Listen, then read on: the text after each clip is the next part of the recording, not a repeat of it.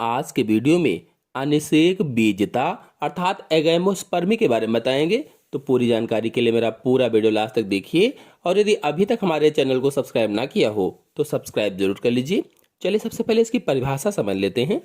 तो बिना निषेचन के बीज के निर्माण की प्रक्रिया को अनिषेक बीजता कहते हैं। मतलब यह जनन की असामान्य विधि है। असामान्य इसलिए क्योंकि निषेचन भी नहीं हो रहा है और बीज भी बन रहा है, इसलिए असामान्य प्रक्रिया है।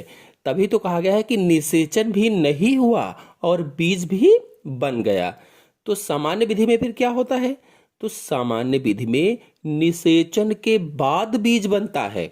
अर्थात सामान्य अवस्था में जब युग्मकों का संलयन होता है तो बीज का निर्माण होता है। युग्मकों का संलयन मतलब नर युग्मक मादा युग्मक से मिलता है और फिर जायगोट का निर्माण होता है, फिर उसमें परिवर्धन होकर के फल फिर बीज का निर्माण होता है।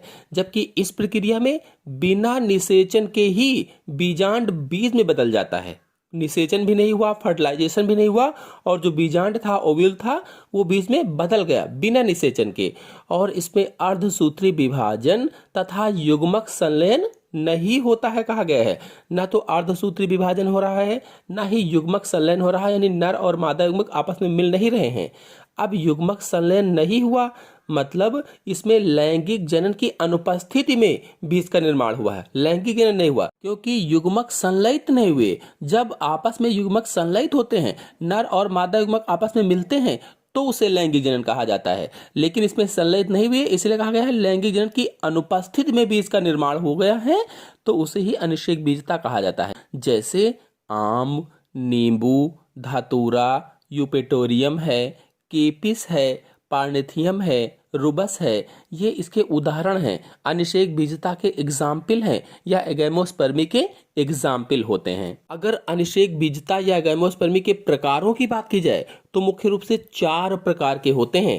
पहला अपस्थानिक भ्रूणता या एडवेंटेटिव एम्ब्रियोनी, और दूसरा द्विगुणित बीजाणुता या डिप्लोस्पोरी, और तीसरा अगुणित अनिषेक जनन या हैप्लॉइड पार्थेनोजेनेसिस, और चौथा अपबीजाणुता या एपोस्पोरी। तो ये 4 प्रकार हैं अनिषेक बीजता के।